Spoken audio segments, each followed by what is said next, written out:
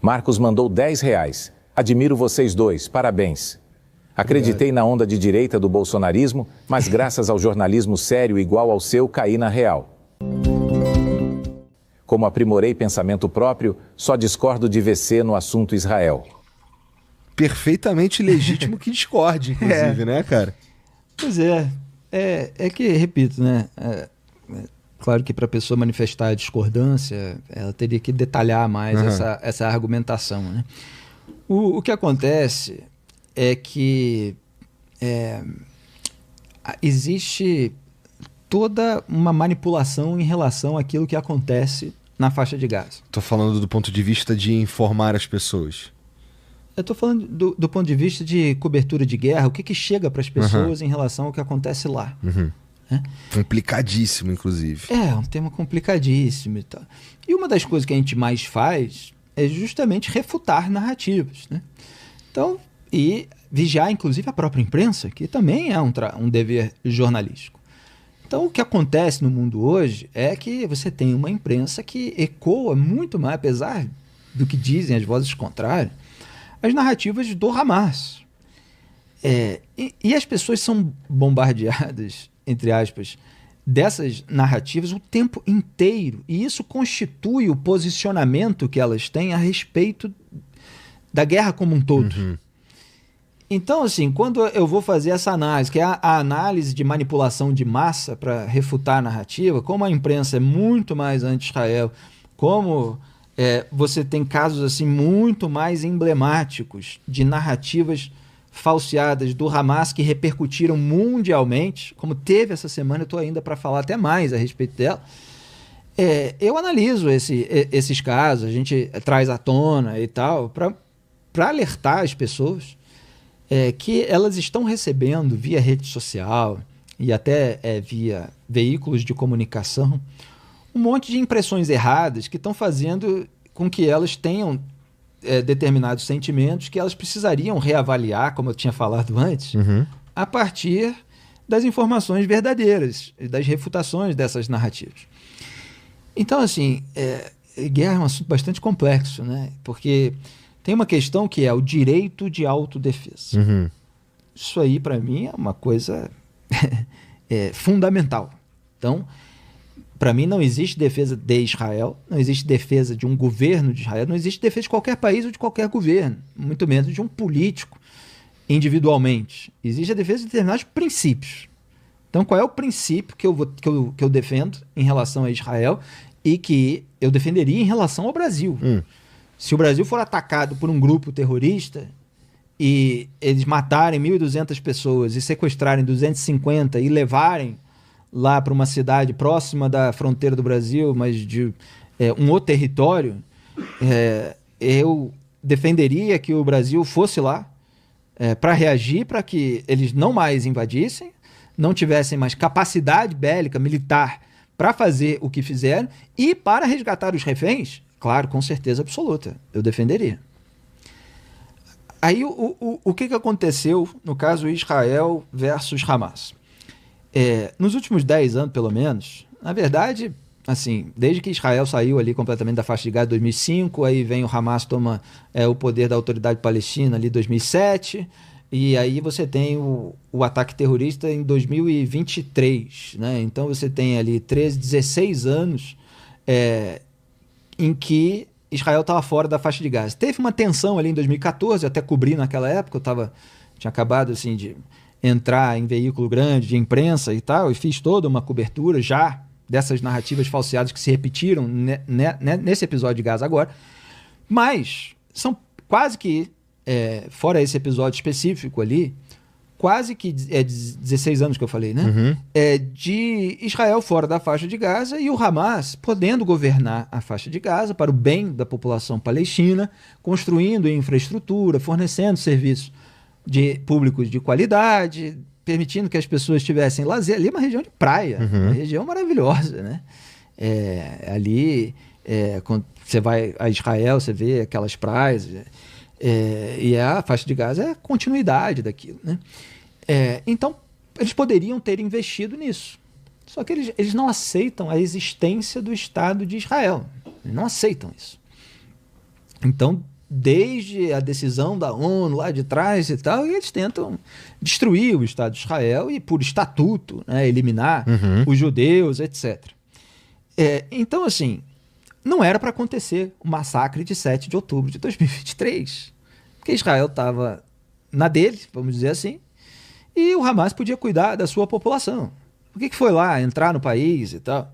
Aí fala, mas tem assentamento, tem colônia, não sei o quê, não sei. Mas é que eles já faziam isso antes de ter.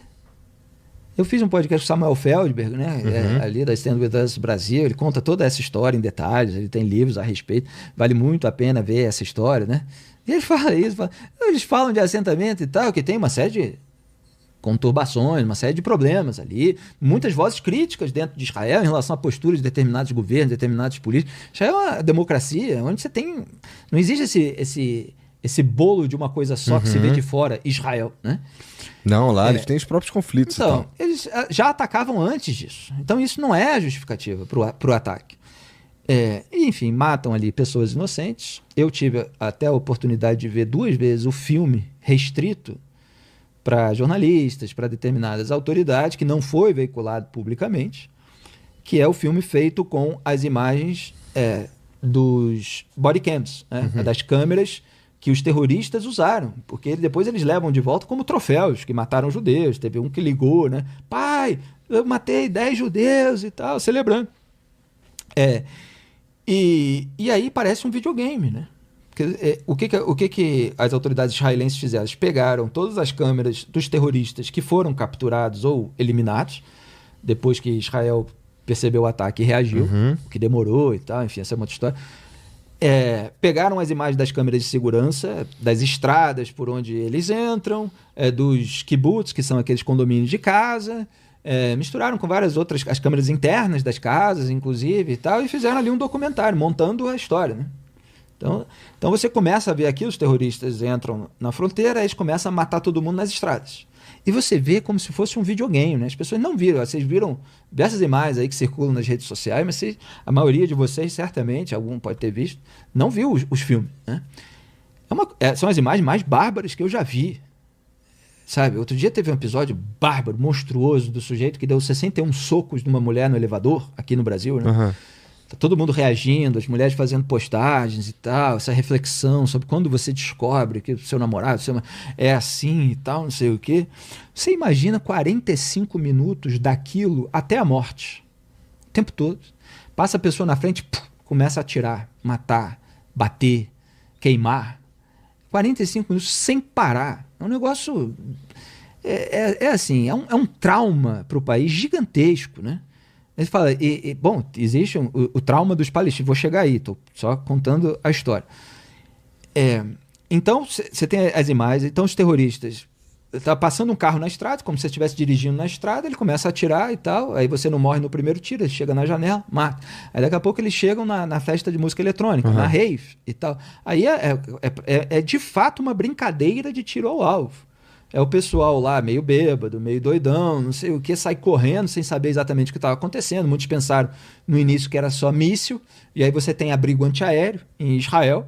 Só que o que você não tem em Israel, né? Vou contar aqui a história completa, aos poucos eu vou comentando. Né? O que você não tem em Israel era o preparo para um ataque analógico, que é o terrorista entrando com fuzil. E fuzil automático, né? Eles apertam assim, o que o exército de Israel é proibido de usar, até por questão de segurança. E aí, muitos que fugiram da rave, e a rave é numa região meio desértica, eles foram para a estrada, aí entraram no abrigo antiaéreo. Abrigo antiaéreo é tipo um iglu, né? São paredes, um teto assim, como se fosse, né, uma quinta parede, e você tem um vão que você entra e você faz só assim, né? Tem uma parede aqui, outra aqui. Você entra, você faz só assim, aí você fica entre 4 paredes, né? Para sair é só você contornar internamente. Então, assim, essa parede, esse glue, é para proteger contra, principalmente, estilhaços. Se vier um míssil direto nela, pode ser que quebre e mate. Mas é contra estilhaços de mísseis, de foguetes, a pessoa fica lá dentro e fica protegida. Agora, contra o terrorista armado de fuzil, ele entra pelo mesmo vão que as pessoas entram. Então, muita gente entrou ali, aí o terrorista entrou no vão, matou todo mundo que estava dentro. E aí você vê os memoriais ali, eu visitei, né? Eu visitei em maio de 2024, quer dizer, meses depois do ataque que foi feito em outubro. Fiz todo o percurso e tal, que eles fizeram. Mas eu vi o filme aqui em São Paulo, na embaixada, numa sessão para jornalistas, e vi lá, numa base militar israelense. E fiz todo esse percurso. Então, teve a rave, aí eles entram no kibbutz. Eles esperam escondido atrás, como se fosse portão de condomínio. Não tem como se tivesse 2 assaltantes escondidos atrás do portão. Chega um carro, controle remoto, normal, moderno. O piloto, o motorista, ele vai abrir o portão, abre o portão. Aí os terroristas, quando abrem o portão, vêm e matam o motorista, quem está no carro, e aproveita que o portão foi aberto e entra no kibbutz. Aí entra, assim, e sai matando as pessoas que aparecem. Só que era sábado de manhã, um sábado de sol, né? Um dia lindo.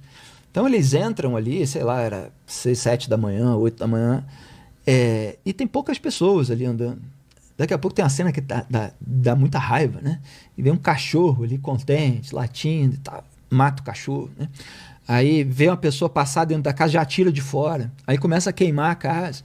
Aí tem uma das cenas que é uma das cenas mais impactantes para quem assiste aquele filme, que é de um pai que percebe que os terroristas entraram no condomínio. Aí você vê na câmera interna da casa, e ele carrega 2 crianças, está todo mundo ali de samba canção, como quem estava dormindo num dia de sol, sem ar-condicionado, sabe? Tão descalço, de cueca, samba canção, ou de shortinho, assim. O pai arrasta os filhos, 2 meninos, 10, 12 anos, pela sala, e vai colocá-los. Ele sai assim no quintal e tem um quartinho, assim, como se fosse um quarto de despensa ou de sauna. Você vê até uma cestinha de basquete ali na garagem, aquele estilo quase que americano. O terrorista entra na casa, aí ele vai por dentro, atrás, ele percebe para onde foi o pai com os 2 filhos.